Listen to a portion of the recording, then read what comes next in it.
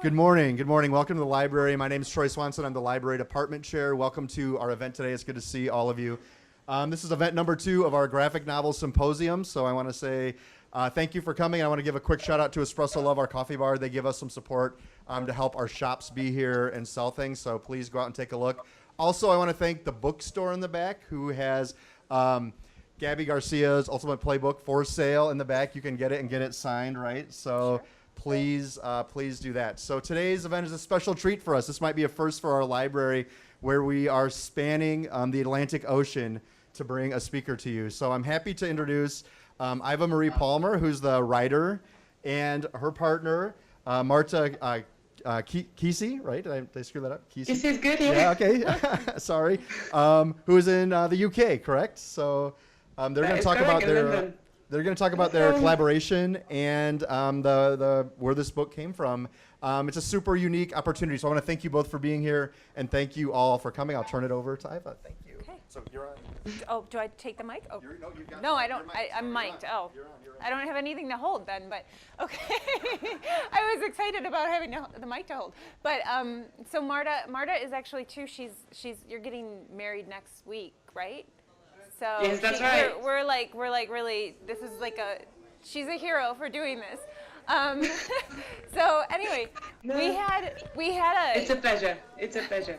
We had a presentation that was going to be up, but because of the Skype, it's hard to run both at the same time. So I printed some of the pages to circulate so you guys can see sort of how we work together. Because the interesting thing you might not know is Marta and I. This is only the second time we've actually talked. The first time, yes, and you can pass around the books too, which I flagged. I flagged the books as well with some of Marta's, some of her fine work, so you can kind of see how her illustrations flow into the books. But yes, I think this is the Graphic Novel Symposium, and I know that some of what you guys have, if you've been to the other events or whatnot.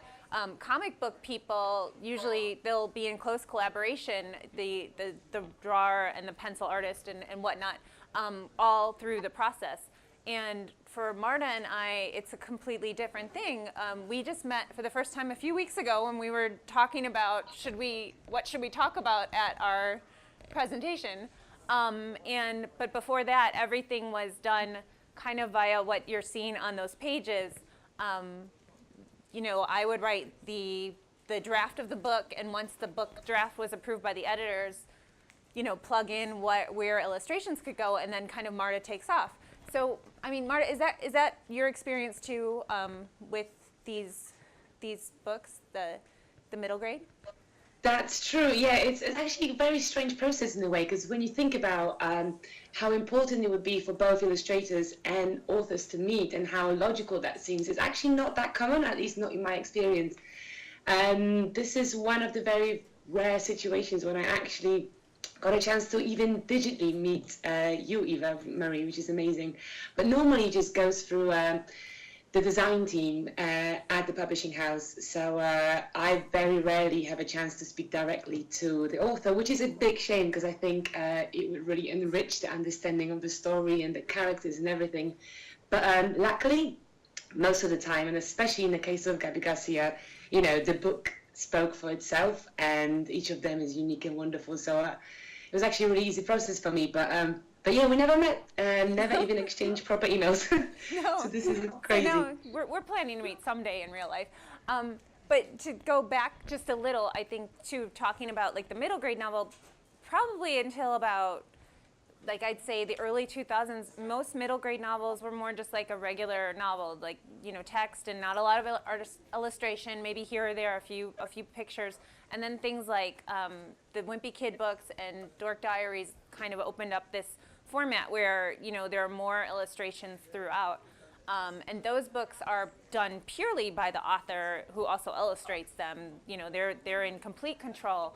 But from my perspective, I knew I was writing a book like this, but I didn't really know the process at all. I think at the beginning that I'd have to call someone and talk to them. So from my perspective, like what I had to think about as I was writing is just what I would want to see as a kid. Like I I think in picture books and even like some of the younger kid chapter books, your illustrators are giving, like they're kind of just doing what is on the page, or the picture helps tell the reader what's in the story. For this, because I knew the audience was older, like 9 to 12, I wanted it to be, you know, interesting and unique, and it's also a diary format, so you're able to almost do, like when you hear about, you know, movies like films versus animation, in animation you can do anything because there's no budget for what you can draw. Like if you want to do something wild on animation or in a drawing, I can plug in like some weird thoughts that Gabby has in her head that don't reflect reality at all. But I think for kids, and especially that age group, it's sort of, I want to add to the narrative. I don't want to just reiterate or drag on the narrative. From your perspective, Marta, like what is this the age group you usually do, or and what do you think about like when you get a manuscript? How do you get the feel for that manuscript?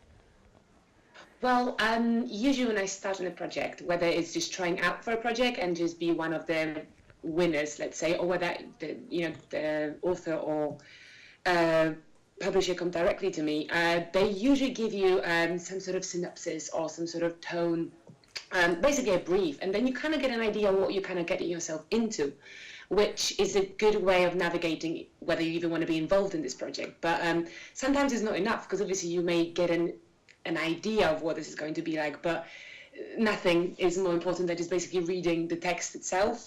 So I know some illustrators just go by just not reading the text, but I always stand by reading the text first before you come near illustrating it. So usually within the first chapter or two, you know really what you're doing, and you sort of always hope that, you know, what you were promised in a brief is going to be the reality of a project. And luckily, again, with Gabby Garcia, that was the case. And this, you know, you're hoping for maybe humor or sort of silly sort of scenes and moments, and that definitely delivers. But you know, sometimes it happens that actually the book isn't maybe standing up to your expectations, and you know, and I know I'm not always the sort of direct sort of target audience, but you think, okay, well, in this case, it's really my job to kind of still do the best job I can and kind of enrich the text as much as I possibly can. So, but you always try to sort of understand what's the tone, what's the feel, what's the audience, and what's the age of the audience, because sometimes, you know, the tween age, which is the 9 to 11, or maybe even 7 to, actually 9, 12, or 11, 12.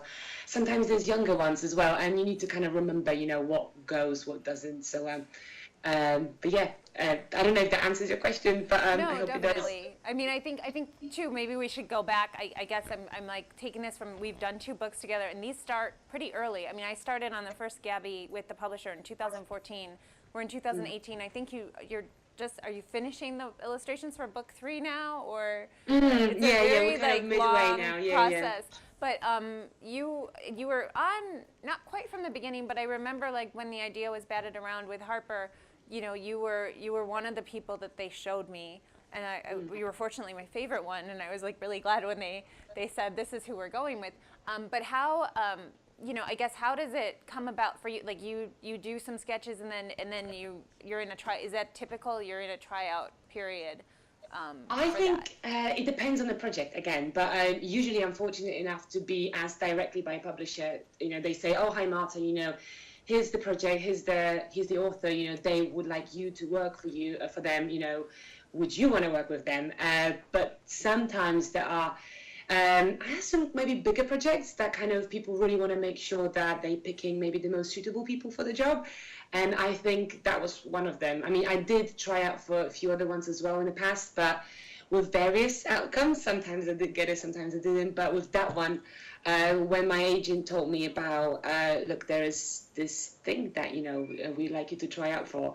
And it's about this, you know, strong girl who's not the sort of usual cookie cutting kind of character. You know, she is, you know, I actually think the whole story is quite unisex, which really speaks to me, because I don't like this kind of sort of typically boyish and typically girly stories. And that one, I think, was quite unique to me, so I was definitely really excited to try and hope, you know, for the best. And luckily, I think the sketchy kind of doodly style, the kind of notebook kind of look, I think really spoke to you guys. So that's wonderful. So I was really, really chuffed when you guys wanted me to be on it. But yeah, certainly the tone really spoke to me, because it is, I think, a bit different, especially for that age group. So I liked it a lot.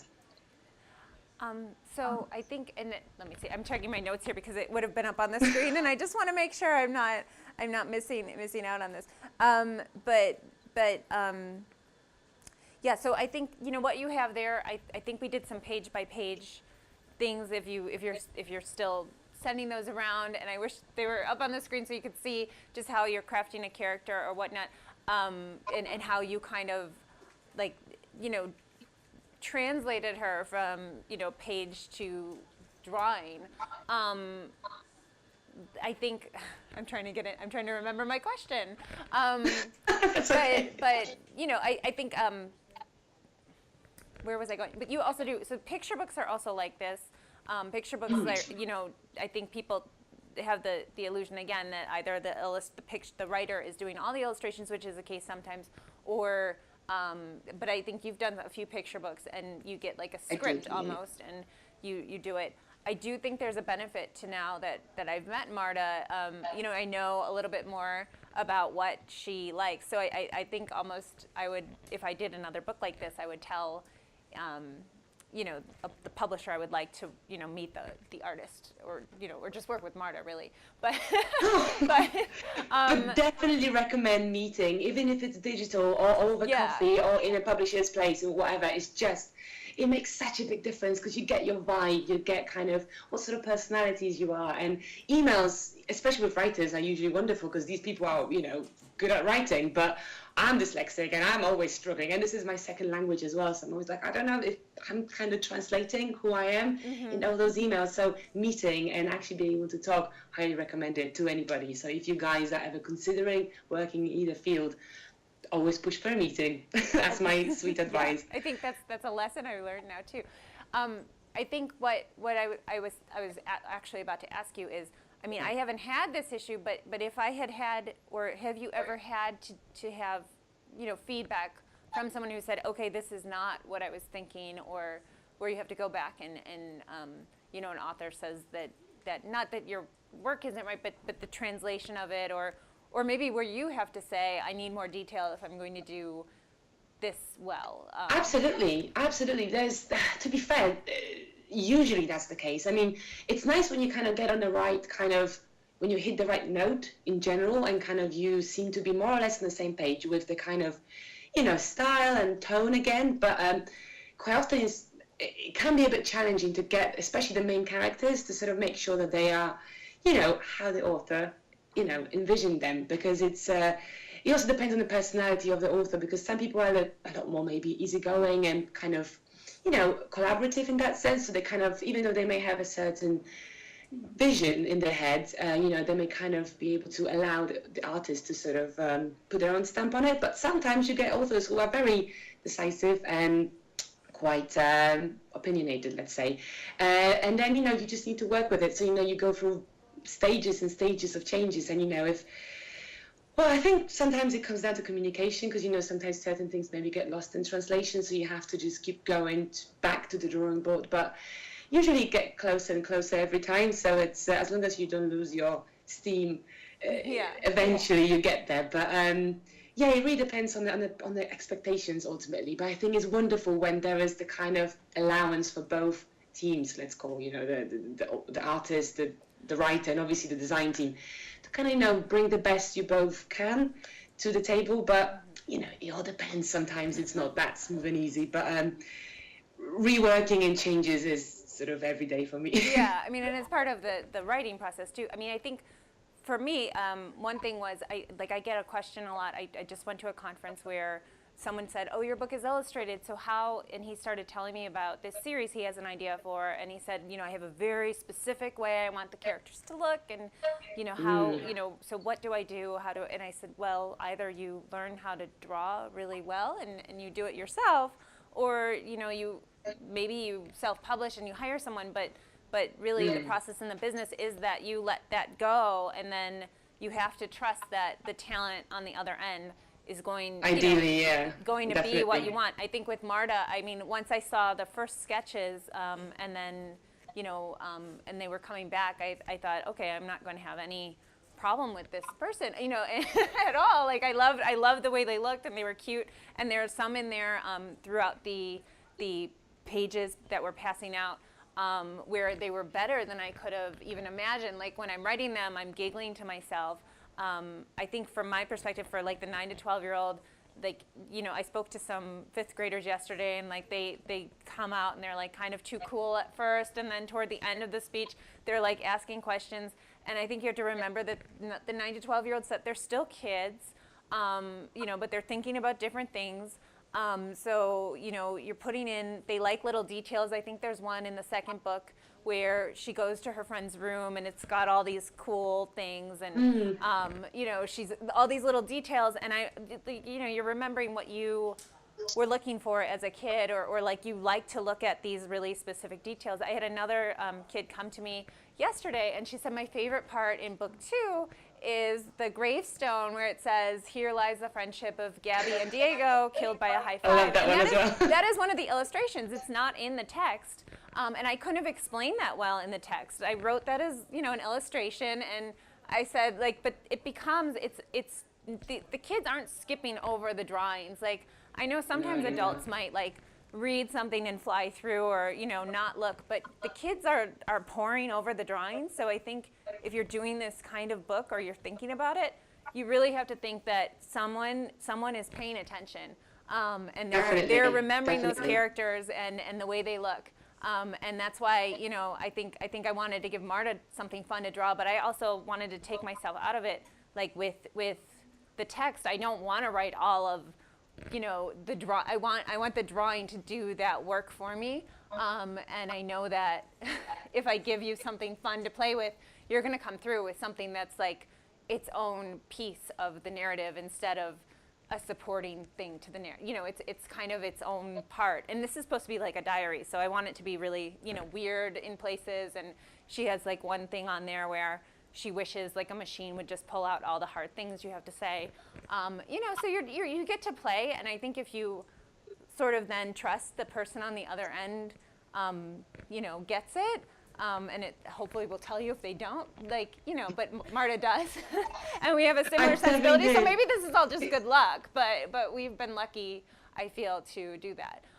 But can I say something, actually? Sure. Because there's a funny thing, because, you know, I think you saying all these wonderful things, that, you know, how much you thought about the, you know, the text and what would go in, and how it would really sort of blend with the text, and how it would actually enhance it.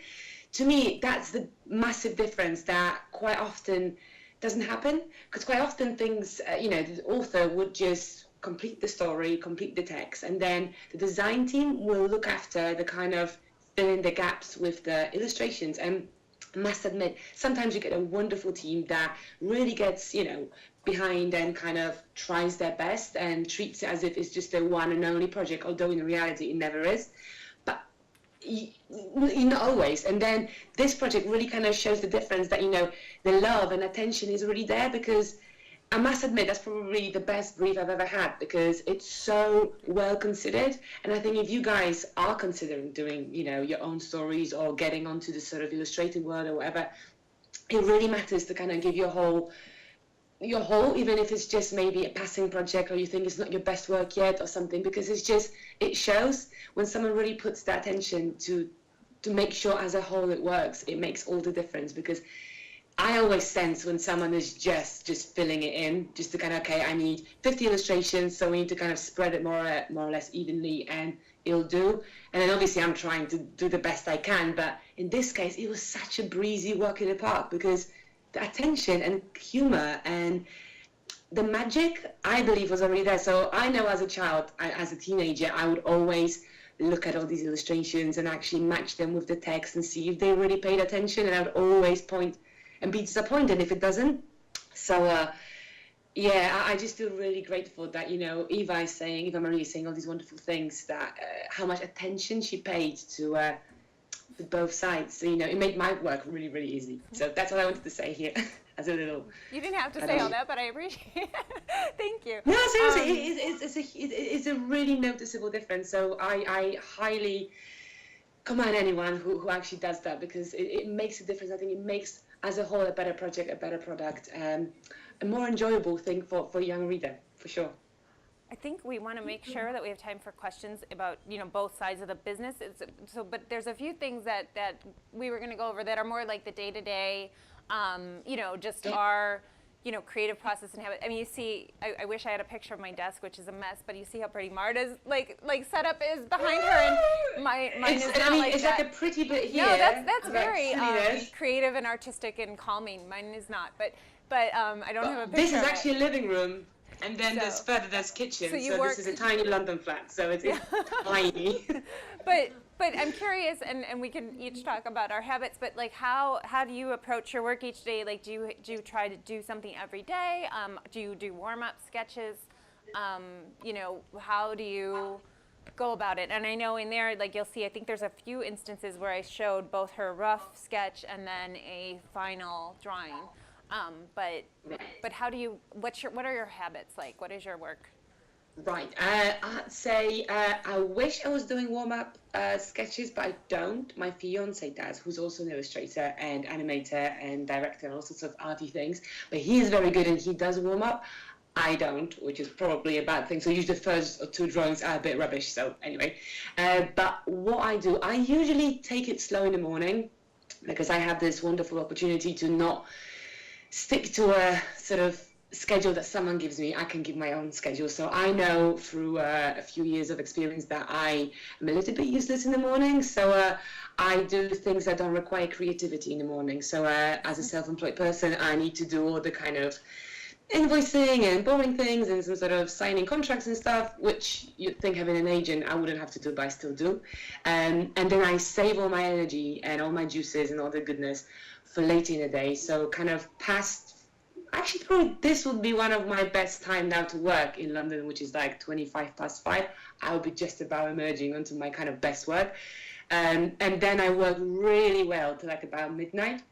I can go past midnight, way past midnight, but trying to be healthy and kind of not going into some sort of crazy other, a different antisocial time scale. So I'm actually trying to stick to maybe midnight max. So if the schedule is really busy, and often is, I kind of work that way. Actually, another thing is I struggle always to start a project. So if any of you ever struggle with a project, whether it's professional or whether it's just schoolwork, just start it. And that's as someone who struggles every single time with every single new project. I just always fear the white page and kind of diving in. But once I've managed to kind of stay afloat for a first day, it just gets easier, and then I actually can't stop. So that's something I always struggle with. The challenge is starting, but then I've done it enough times to know I just need to start, and even if it's rubbish or whatever, it doesn't matter. I've started. So that's. Yeah, and I'm sure that applies to everything. I'm sure it's the same with writing. It's the same with your starting. I'm kind of the exact opposite in terms of habits. So I like to get up really early. I'm better in the morning, like before everything sort of converges on me. And I mean, I have to kind of write all hour, and if I'm on deadline, I don't have a choice. But I try to get up before. I have two sons. I try to get up before them. It doesn't always work out.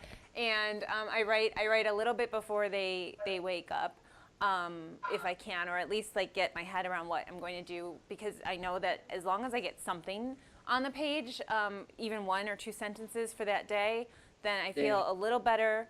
My other work, I write novels, but then my other work is like more like, freelance stuff, like for corporate clients, like corporate newsletters and sort of like, things that if I have them going on, I have to do them. So, I know I want to write some fiction every day if I can. And if I have deadlines for those other things, then I know I have to finish those because they're going to pay me sooner and I better finish it, and they kind of take priority.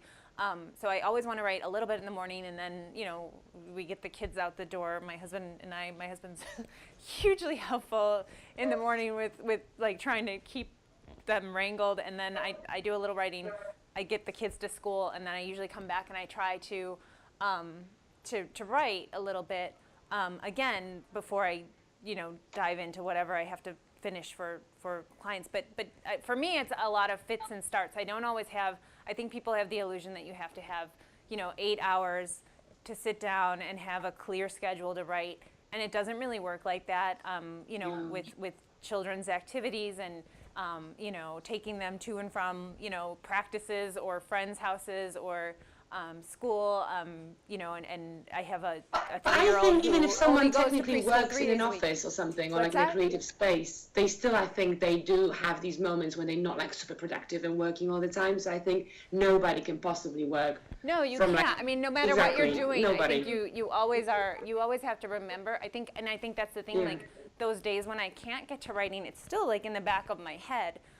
But you have a life. And I mean, I know there are a couple, and I feel like it's mostly guys I know who are like this, that will say, like, I need 8 hours blocked out to write. And I don't, Depends on the personality, I I guess. have that Yeah. luxury, and I don't really want it. I think when I'm multitasking and I'm busy, I actually do better work because it's not that blank day of when should I get started or whatever.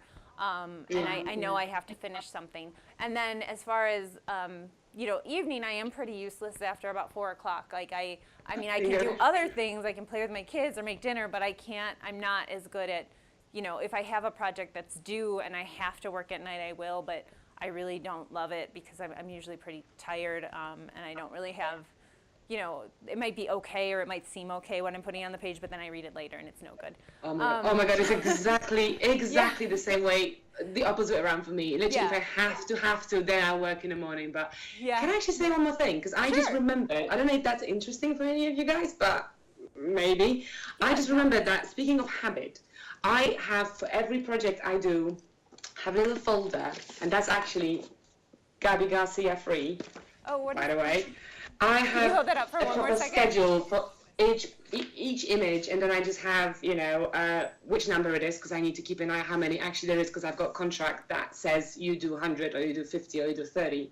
And then I do page, then I say what needs to happen. And because Gabby Garcia is so quite text heavy when it comes to illustrations, and for someone like me who's dyslexic, it's a bit of a nightmare. And that's one thing that is a nightmare, and it's like a happy nightmare, meaning, oh my God, I really hope I'm not going to misspell absolutely everything, and I still do, but there's always people who triple check it for me. And then I have the sketch date, which obviously all the sketches are already done and they're just being assessed. There's like loads and loads and loads of that. So you And then the you're last able column, to check them off. yeah, and the last column is for the final. You can see is on the 1st of November that I need to deliver. And then that's just that's Oh, is just this for the new every- one? Is this for the new one?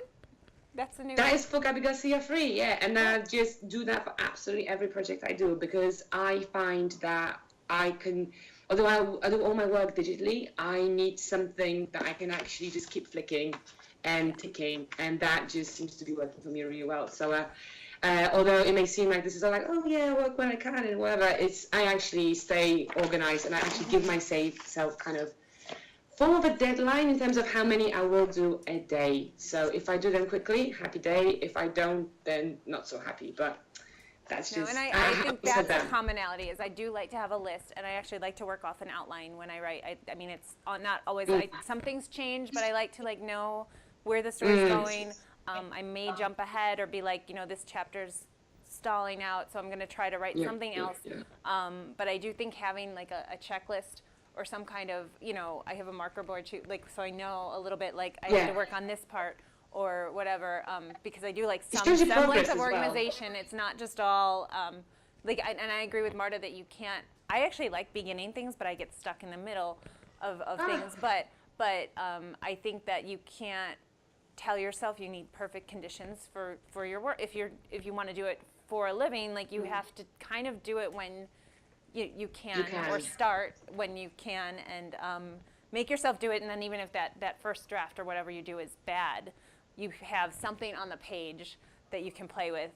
If you don't ever start, you won't have anything to play with. So, To be fair, can I just add to what you just said, because this is absolutely 100% true. Just put down something, because quite likely when you just kind of go into a mindset when you think, I'm just going to note it quickly here, and quite likely this is going to be okay, because you don't put the pressure of, this is going to be the masterpiece, this is going to be the best sentence I've ever written or something, because there isn't, it's not that kind of fear. So when you think, I only have about maybe half an hour, I'm just going to jot down some ideas, so I'm just going to quickly, it's going to be really rubbish, but just quick, line sketch, Yeah. quite often they almost like 90% of the time they go. Obviously they need like reworking, restructuring, making it more readable for someone other than yourself, but generally they work. And I find myself usually the almost the most odd.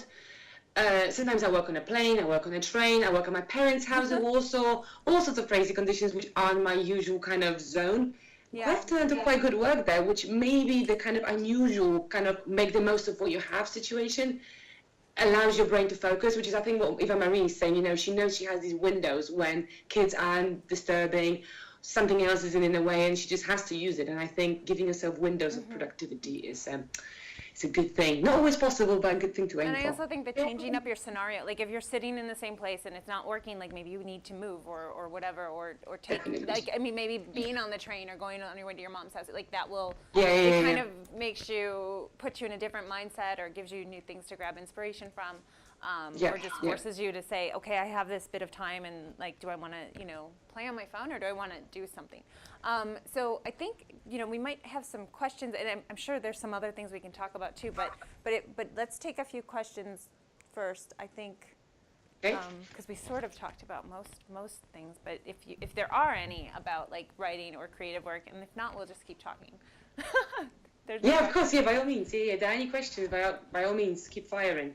I mean, one thing that you I have a just brought up. microphone too. Oh, okay. Oh, and one thing that you just brought up though, that when you were talking about just getting something done, it won't be that bad. One of the things I've been telling the elementary school kids I've been speaking with is like, you know, if a big blank page makes you nervous, like I hand out index cards, and I tell them, you know, start with an index card because it's small, and like try to write down an idea a day. You know, or a line a day, or whatever you're thinking of, and then if you tell yourself later, oh, I have no good ideas, or I have nothing to write, or I have no good lines, if you do that every day, like you will have this stack of cards that have ideas on them, and then Absolutely. you can't tell yourself that you don't have That's a genius idea, any. actually. That is wonderful. I think I 100% agree with you, Iva-Marie, because there's something that actually my fiance, he does a very similar thing. We both are a little bit scared of, I mean, I personally am, of using new sketchbooks. I used to always try and keep like a traditional sketchbook and draw in it. But when they're a bit too pretty, I always feel a bit scared of having a bad page in it, which is maybe a bit silly and maybe OCD, but it's the case with me. So I kind of don't do it anymore, but James definitely still does. Just work on little scraps of paper, kind of like that index page or whatever you do. And just, he has a little box full of the silliest sketches on earth. They're like little doodles, little ideas, little silly things. And whenever he kind of comes to a position where he needs to maybe do his own story or something, and he needs to fill it with some, maybe not to say the main characters, but maybe something that is going to enhance it, he then always goes back to that box and just fishes some good ideas out of it. Or sometimes something actually quite major and prominent can come from something very insignificant. So having a little box or notepad or some sort of maybe a container for loose ideas is a genius thing. I think, Maria, you're a genius for mentioning this. And I almost agree with the idea of not using like your favorite best notebook or the sketchbook that you paid $20 for, and you think that everything you write in it needs to be amazing, because you know you're going to screw that notebook up immediately, and then you're going to say, see, I'm no good, and like I bought this precious notebook and I ruined it with my terrible ideas. And I think if you just buy like the cheap, you know, when Target has a sale on like 25-cent notebooks, spiral notebooks at the beginning of the school year, I buy a whole bunch of those because that's a great place to work. You know, you're not so precious about it, and I think that, you know, it's practice more than anything. It's not about you know, having the perfect flawless idea. It's about, you know, just making yourself do things. Definitely. It should be very utilitarian, very useful, very kind of, you know, should do the job rather than just be too pretty to stay in it. Yes. That's for sure. Yeah. I mean, and some people I know do, they live and die by like buying like the $20 notebook, and they write all their manuscripts in them, and they'll have piles of these beautiful notebooks filled with manuscripts. I can't do that, because usually I'll start writing in a notebook and transfer to the computer anyway, because I like to type. But do we have questions? I feel like you guys are very quiet. So what kind of classes do we have in here? Question. Oh, we do have maybe a question in the back. Oh, question. Hello. Hi. Hi. Is this your are these your only novels you've written so far?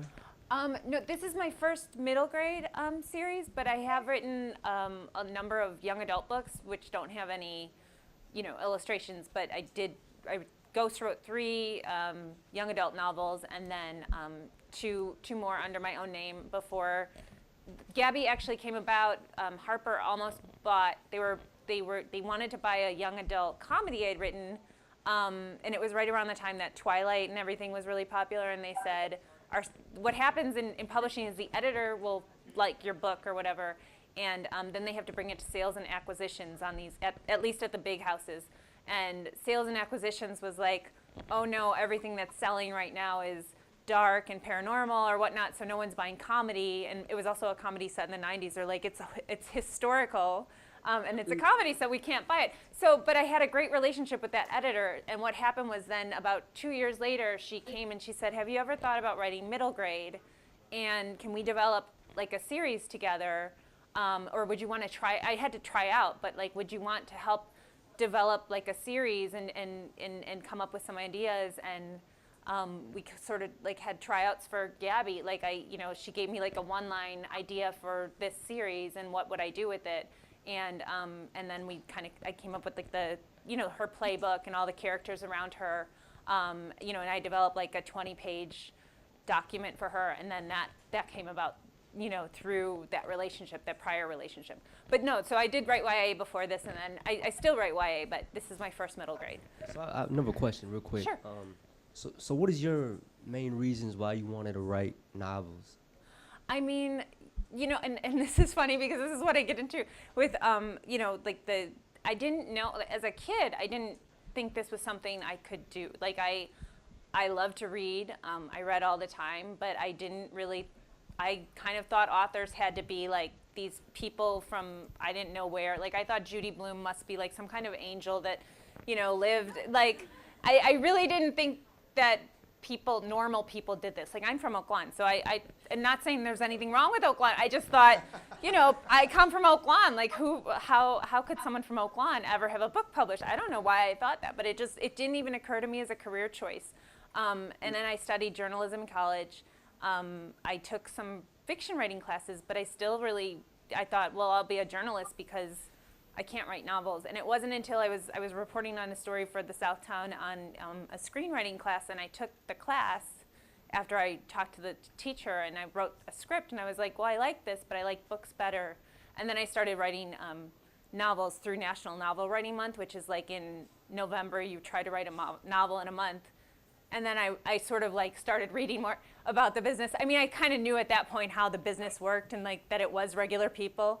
But I think I just talked myself out of it for a really long time. And then, finally, once I started getting going, I was like, why did I tell myself for so long? I think I just was like, I just really didn't think it was, open to anyone. I thought it was not realistic. So it took a while to get there. And I was in my, late 20s by the time I really started to try to do this. So, but now novels, yeah, I really like, I think I always knew because I did read so much, and I read, a couple books a week at least. And when I was a kid, I read even more. So I think, I always knew that I wanted to do this, but I just told myself I couldn't until now, or until, not that long ago. Is there any other? Sorry, there was a massive bumblebee trying to just go into my window, so sorry about that. A bumblebee. Iva, could you talk? You had mentioned to me that you had studied journalism and also an English major undergrad. Maybe talk a little bit about. I'm sure we have students sitting here like, oh, could I take classes that will help me? Kind of your background, and maybe Marta too. Like, what formal training have you had? She's had while you're in, sitting in these seats in college, about to pick classes for next semester.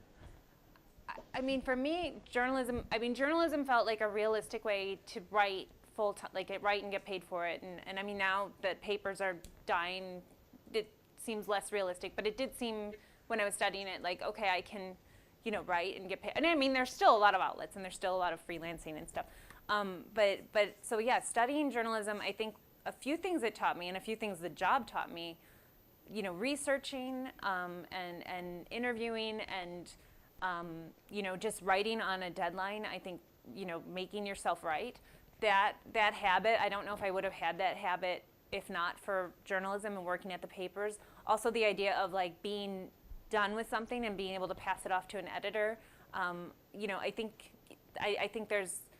there's like, you can't be a complete perfectionist where you are, you know, you're never going to show anyone your work or never be done. I'm okay working with an editor. My first editor, I worked for the Reporter in Palos Heights, and I remember, you know, I graduated from college and it was my first job, and I mean, he sat down with my first story and he like just marked it up with so much red, and I was fine. You know, I didn't get upset about it because it was kind of part of the job, and he was making me better, a better writer, and I, you know, and I just kept, I think now letting things go, you know, I know when there's battles I have to fight, and like I did it with editors too as a journalist, but I know when there's things like, okay, I want this in the book and I'm not going to let you take that out, but I also know that there's a lot of good that comes from, you know, hearing out someone who's reading it from a different perspective and saying like, well, we need more of this or more of that. So I think journalism like really did that. You know, I was a journalism major with an English minor.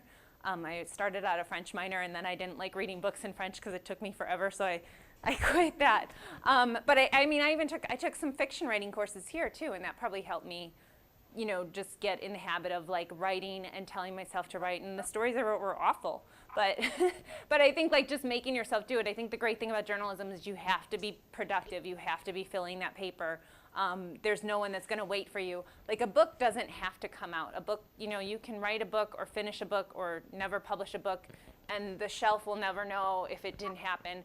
But if you're working for a paper and someone's expecting you to fill 20 column inches, which is such an archaic way of talking, I don't know if anyone even knows what that is, but like, you know, to fill the front page, you know, you can't just say, well, I'm not done or I'm not ready or whatever. They can pull the story, but you can only do that for so long before your bosses will be like, forget it. And at the Reporter, it was great. It was great and also hard because I was the only reporter for like 6 months, and you know, there were about 20. I had to write between like 10 and 15 stories a week because I was basically filling the whole paper. So you know, it just makes you write. It makes you get used to just figuring out how to like collate and assemble information, and that was, you know, I think journalism is a great thing for anyone who wants to write to do because it does make you, you know, do it. I don't know the job situation. You know, there's a lot of online outlets, I guess, but and then Marta, I know you study. We went through your background before, but she studied. I'm happy to share. So, what was the question? Sort of your background, like what it was like, how your training, like, you know, what she took, what her schooling was in, and how she uses that on a day-to-day basis, like what, you know, how you've translated that to your career. Well, I definitely recommend a form of schooling, whether it's going to university or taking a course or joining some classes, whatever that is, because you know, one thing is sort of willingness and potentially some talent, but I think, as Iva-Marie was saying, you know, kind of actually doing things and doing these things regularly, it really, really makes you, you know, and kind of helps you find your voice and your style, or however you call it, but helps you find your unique take on whatever you do ultimately. So I think practice makes perfect, so that's for sure. But university days were great. I basically, when I went to, I always knew I liked to draw, so that was no brainer that I knew I wanted to.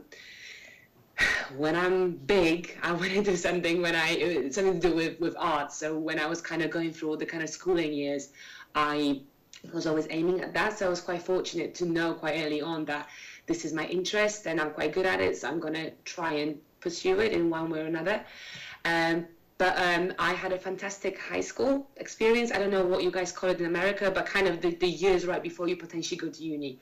And I was in the art profile sort of class, so we were all kind of like-minded people and kind of shared similar passions, and it was a nice environment to kind of keep exploring and, you know, finding out what you like and who you are and stuff like that. Then I was going to go to do graphics, basically like traditional graphics at the Academy of Arts in Warsaw. And all my life up until this point, I was like, come on, I've always been good at drawing. I've been doing well at school. This is going to be great. I'm so going to get in. Well, I didn't. And that was a bit of a crashing point for me because, after that point, education was very kind to me and I was kind to it. And we were kind of having a nice mutual thing. And this time around, education was like, well, now, getting into this Academy of Arts, and you always thought you would and you didn't. So yeah, I didn't. And it was a big kind of rethink moment for me because, I needed to kind of figure out, okay, so that was kind of up to this point, it was a straight kind of easy walk in a park. And then what do I do next? And then I just took a part-time course in a different city because I'm from Warsaw, but it was in a sort of another city like 2 hours away on a train. And that was like a weekend course and I was working in a weekday, but I was thinking, okay, I still need to keep the arty vibe. So I sort of managed to get a job at a magazine where I was a stylist assistant. So it was like a fashion magazine. And I was thinking, this isn't particularly arty, but it's within fashion, I guess, genre, so it's fine. And I was doing it for a year, but not being happy in any field particularly because, I was still feeling quite bruised by not getting in. And the job was very demanding because, it's a fashion industry and it's publishing and all that. So everybody's kind of expecting you to best. Maybe it wasn't necessarily a situation like, Devil Wears Prada necessarily, but it was still a hectic environment. And because I was an assistant, I had to do all the kind of sweaty jobs, all the carrying, all the ironing, all the everything, and, not necessarily getting all the glory. But I was fortunate enough that towards the end of that year, I met a few new friends and I just basically made a few connections and made a decision to spend a summer with a sister of my friends in London. It's just, I was supposed to just, kind of sublet her flat basically, and we would just have a happy summer and I would just work and find myself and figure out what I want to do because that whole year was strange. And before I knew it, the summer ended and I just actually took up on, another course in gear and just took a gap year in Warsaw and in Poland. And the whole kind of London story started. But what I'm trying to get at is that, education was important because even though there were some good bits and bad bits, they kind of helped me rethink my game plan in a way. A little bit like Gabby Garcia. Yeah, it's just, it did kind of, I did have to sort of re-navigate a few times, but above all, I still think being on a job right now, whenever I do a job, whenever I'm with a client, whenever I need to deliver and deliver on time, and if there is a little slip up, it has to be a little one anyway. It taught me a whole other new set of skills because, before it was all about finding who I am, what's my voice as an artist, what I want to do. But once I already more or less figured that out, I kind of now focus on just not letting clients down and I've learned to be a lot faster, a lot more reliable, and actually I think I am reliable, I hope, and things like that. So, that no uni will ever teach me that because although we had assessments like any other university or any other school or academy, I knew this is all kind of like dry run, this isn't real. But then the moment I started getting real clients, I got really, really obsessed with just try and be as professional as I possibly could. It used to be quite stressful, but now I kind of let go a little bit. But I don't know if that answers the question. But yeah, the uni and schooling and courses and everything was really helpful, but it's never enough because life and kind of the situations you put yourself in, they make the full picture. So life is the whole education. Yeah. But I don't necessarily say you have to go and study, by the way. I mean, I think it's great and I think it's a wonderful experience. And I met my fiance, at uni and all that. So, it has so much more to offer and it's great. But I don't think if someone isn't doing that or choosing a different path. But the work experience, I think, kind of got Exactly. And I think determination and hard work. Because I know actually people, for example, from uni who were ungodly in terms of their talent. They were so talented and wonderful and passionate, but then they knew they were good, and I think they knew it too quickly. And then people who were just a bit okay, but very, very determined and very hardworking, they do actually really well right now. And I'm quite astonished at how well they developed themselves, and their work ethic was so good that they actually do better than some of those super talented ones because they needed to work that extra harder. So they already had that work ethic earlier on, but obviously nothing is black and white, nothing is just perfection or hopelessness. I think the striking a balance is always the most important thing. But Yeah, schooling is great, but practice is great. Oh, question. One of the biggest fears I found a lot of creative people have, or people who are wanting to get into the creative industry, is facing rejection. Like you have a great idea, or you think it's a great idea, and you show it, and your editor or the client or whoever just outright thrashes it. Yeah. And say, I assume you've experienced something like that, and if you have, how have you dealt with it? I mean, sure. I mean, I think, I just got into that story with, like editor who just really loved it and then basically said, but our sales team doesn't think they can sell it. I had another book, that I think my agent took out to 12 different publishers. It was a historical teen book, and the only editor who was interested in it, basically out of 12, wanted to just completely change it, and we sort of went with her for a while, and then she ended up, honestly, she had a breakdown and she left the publishing house. But it was like, okay, so the only person who liked this book, ended up leaving, and I don't even think she liked it that much. And it was sort of like, I think with that book, in a sense, that was a book I think I tried to write for the marketplace more than myself. Like, I liked the idea and I thought it was a really good idea, but I don't know if it was a great idea for me. And maybe that came through, and that's why it was, ultimately didn't really go anywhere. And it might actually be good it didn't go anywhere, because I sometimes I think about that particular piece and I'm like, oh, it was like I was calling it like a Mad Men for teens, and it was set in the 60s, and it was all these like girls in this hotel, but I don't think it was really in my style. I just thought, oh, it sounds really cool, and I love Mad Men, and I love that time period, but it wasn't for me to write. But as far as rejection goes, I think like I said, because I came to this late, and I wasn't, I really just didn't think this was something I would even do. If you asked me when I was a kid what I wanted to be when I grew up, I had a list, a super long list, and it was never author. There were all these more realistic things, and then some really unrealistic things like ballerina, and I'm terrible, I can't dance at all. But for the most part, it was I was fairly practical, and I think coming to it from that angle, I knew that it was part of the business. I didn't ever necessarily go out thinking, okay, everybody's gonna love this or whatever. I think I always go in, and maybe it's a pessimism in me, but I always go in waiting to be disappointed. At one of my YA books, The End of the World as We Know It, which a lot of people really like, that didn't sell to any American publishers. It sold in the UK, and so we published it. I worked with a packaging company on that, and they published that as an ebook, and it didn't sell a lot here. And then in the UK, it sold to a publisher there. And I get really nice letters and notes about that book, but it was the wrong time. That book I really loved, and that's I loved writing that book. But I think I'm grateful to be a working writer. So I fold in the idea that not every project's going to work out. And I've worked in offices and things like that. I worked as a web editor for Disney, and I saw projects go so far and then end up being folded at the last minute. I saw tons of people put a lot of effort into things that, ended up not happening. So for me, rejection is kind of I don't always take it personally. Sometimes I know I could have done better, but I also am aware that, this happens to people every day.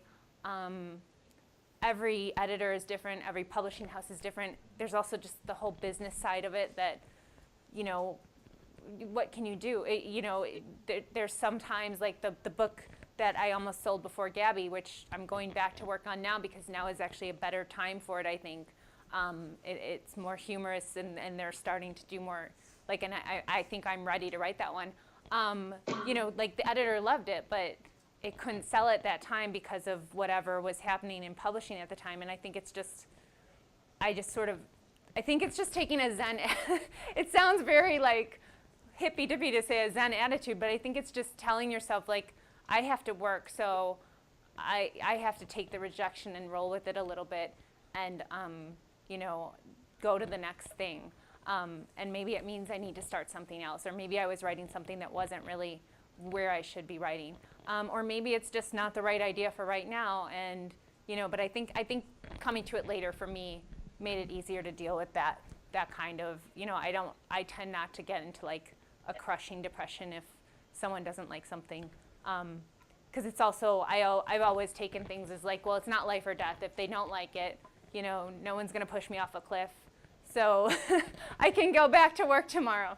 And that's just worked for me. And I know it's different for everyone, and I know rejection can really like be awful, and maybe someday I'll have that crushing depression after one, but I'm not looking forward to that. I hope I can keep just rolling. So, but do you have stories like that? The stories about how you cope with rejections, Yes. Yeah? Well, I'd say, the little mention I already had with you guys, the whole uni thing, the first story was a big rejection, and it was, in the end, a blessing in disguise, because, that made me rethink things, so that was good. I also, before I sort of started working with the style I do right now, I used to work in a very different look, kind of more photographic based, more kind of sculptural, very Photoshopy, very kind of completely different to what you guys can see now. And that used to be kind of my approach. This is going to be unusual and probably hard to sell, but I'm just going to sell it. I'm just going to keep going. So I was already braced with very thick skin and prepared for rejection. But to be fair, I reached a level when rejection was just non-stop, and I just kept going, being lovely and sweet and selling it and trying to show it from different angles and how it could be applied.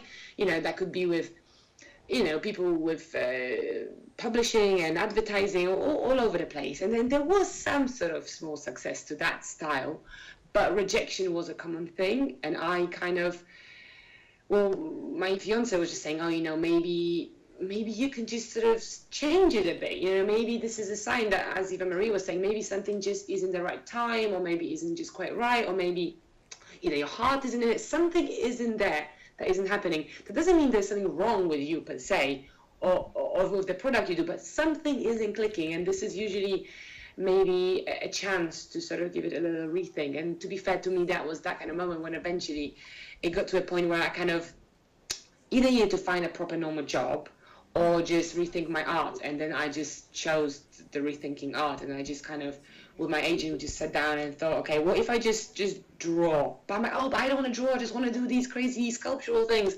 But like, no, but just draw, as you would draw anyway. And I used to be really scared that even though I was good at drawing, I used to always think I'm not good enough to be a proper illustrator who draws, because I always thought, there's all these wonderful other masters out there who can just draw like that, which is obviously nonsense, because nobody just draw like that. Maybe some people do, but generally it's through hard work and practice and editing and everything. So like in my little head, I always thought there are all these geniuses out there, and there's me who can draw, but it's not a professional level at all, which was, you may like my work or you may not, but nonetheless, I think I'm professional enough. And then, but that came through just work. And I think I was very fortunate that my agent was just kind of really flexible and kind of made me maybe work a little bit differently and just angle everything from a different perspective. And it was wonderful, because the moment I did that, all of a sudden there was so much interest. And it wasn't necessarily that I just changed who I was, because it's not like I drew in a very cutesy anime style and then I started going really gothy things. No, it was all within a similar universe, but it was just a different medium. And sometimes doing a small change, such as changing medium or something or angle, is all you need to do. And it doesn't mean the rejection means you're bad or you're wrong or not worth it or you shouldn't be doing it at all. That doesn't mean that at all. It just is, if it's consistent, it may mean maybe just rethink things and just approach it slightly differently on a fresh angle, and usually that does the trick. But it's easier said than done, and I'm fully aware of it when you feel down and bruised and you think, oh God, I've been trying, I've been giving my whole, and you usually do, and it's still not working. But it's wonderful when you can find a moment to regroup in your own head. And if you have a bit of a support group, like whether it's your family or whether it's a good friend or whether it's someone at school or anyone, if someone who can be honest with you and kind of help you through the process, that's wonderful. Not always a given though. So I'd always say try and rely on yourself anyway, but if there is someone who can be a good friend at the time, it helps. It speeds up the process, but it isn't essential. So I'd say, sometimes it's a signal of rethinking, time for rethink. And I should say, I mean, when I say like, I'm not just letting rejection roll off me, but you know, I just don't want to let it make me stop altogether. I think that you always are going to be like, oh, this is a crappy setback, and now what do I have to do, or how do I have to rethink what I'm going to do, or why did that not work? But I don't think, I think it's just, it's the idea that you talk to people and you try to go from there. And I think, I mean, just Marta and I talked on our first conversation about imposter syndrome, and like that we tell ourselves all the time, like, oh, well, all of these people are like so much better than me, or, you know, you go on Twitter or Instagram or whatever, and you see like writers or artists who are doing this or that, and you're like, well, they're like, you know, they're like doing this, and wonderful. I'm just struggling with, you know, they're probably writing like 20 chapters a day, and I'm struggling to get through this, like, you know, first page, or you know, or their editors probably didn't send them an edit letter that has like, you know, 20 different changes. I mean, but the truth is, like, then when you get to know people, like, I mean, I would have never expected Marta has, you know, but she kind of said, like, what did you tell me that you were saying along the lines of like, oh, this isn't enough, or I'm not good enough, or whatever. And I thought, well, you are good enough, and why do you think that? So then I realized I'm probably doing the same thing, like, you know, and I think everyone puts out, you know, what I'm sharing or what I'm putting out is probably, I don't even know it, making someone else go, oh, why is she doing all that, and like whatever. But like internally, everyone is just roiling with like, you know, fear of not being good enough, or not, you know, that they should be doing something else, or that their potential isn't been made. And I think that's when that whole like just doing something kicks in, because if you are doing something, you have less time to fret about what you're not doing. And giving into your imposter syndrome is kind of like just a great form of procrastination, and it's like one of the least healthy ones. Like if you're going to procrastinate, you know, do something enjoyable, but that's what I would say.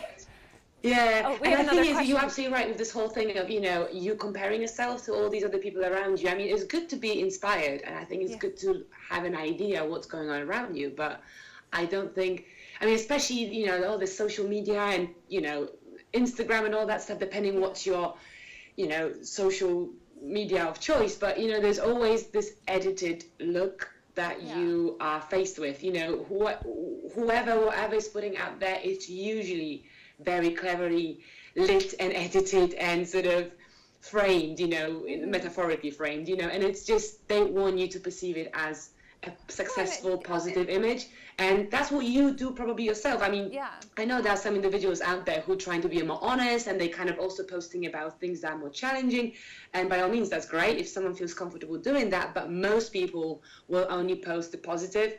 I mean, I do the same thing. If I'm posting on Instagram or something, I'm not very frequent, but I still do it.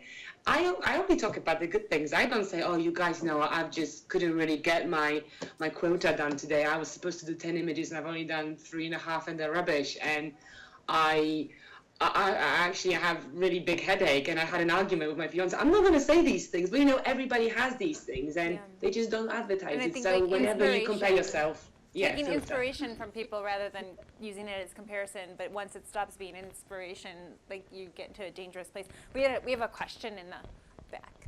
Oh, hello, it's me again. Hi. My last question for you is, how did the protagonist Gabby Garcia come up? Like what is her story, and like, what do you want her to represent? You know. So for me, I mean, when I wrote this book, I wanted.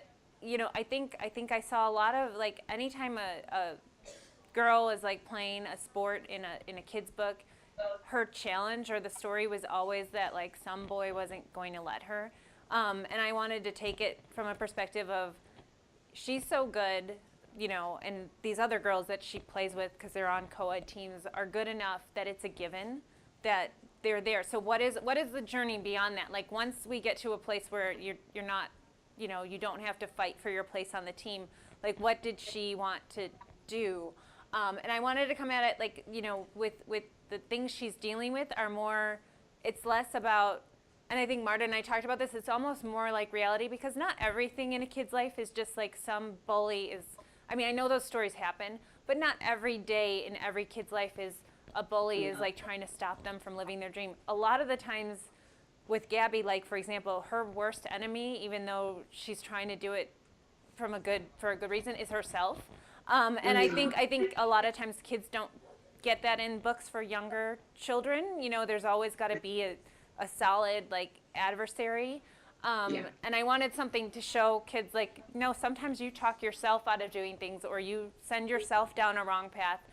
With her, she was very confident, but her confidence is sort of paired with a bit of anxiety about getting everything right, and that perfectionism. And I think I wanted to have a protagonist who was just really trying to improve herself. She wasn't so much trying to hold anyone else back or feud with anyone, because I don't feel like I saw that a lot.